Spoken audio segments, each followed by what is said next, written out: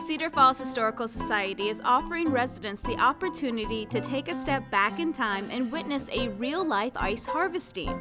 Cedar Falls has a long-standing history with ice harvesting. After his original ice house made of wood burnt down, Hugh Smith built the current ice house in 1921, this time made of clay brick, which had a space in the middle to help preserve the cold in the summer and retain that cold so that ice could be stored throughout the whole year.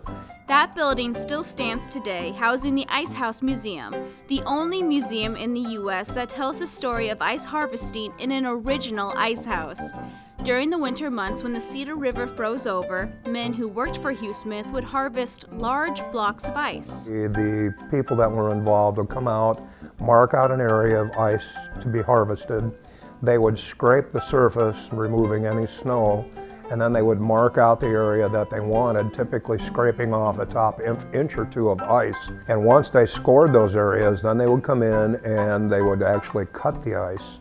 And the interesting thing was those ice blocks were very heavy. We have a demonstration in a pulley in the ice house where kids can come in and actually lift an ice block by using a rope and tackle. And that weighs about 250 pounds. And that was only half the weight of a normal block of ice.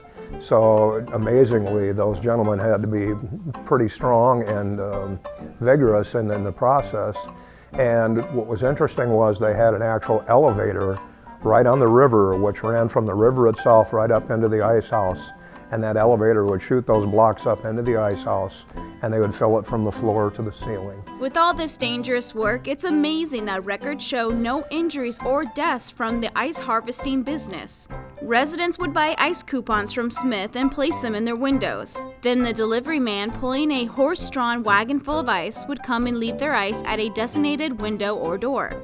The ice harvesting industry is integral in the history of Cedar Falls, and the Historical Society is excited to showcase this history in a real-life demonstration. On Saturday, February 1st, an Amish community will come to the north shore of Big Woods Lake to harvest ice. They still use the ice harvesting process and ice boxes as the way to preserve their foods. Free to the public, the harvesting will be done in 2 sessions, the first from 10 a.m. to noon and another from 1 p.m. to 3 p.m. The Amish will also be using the same tools and processes showcased in the Ice House Museum. There will also be ice sculpture demonstrations, photo ops, STEM activities, concessions, and more. There will be quite a bit of prep work leading up to this event as ice needs to be at least 8 inches deep. Snow acts as an insulator, so all winter long they will be scraping snow off the ice so it permeates deeper into the lake.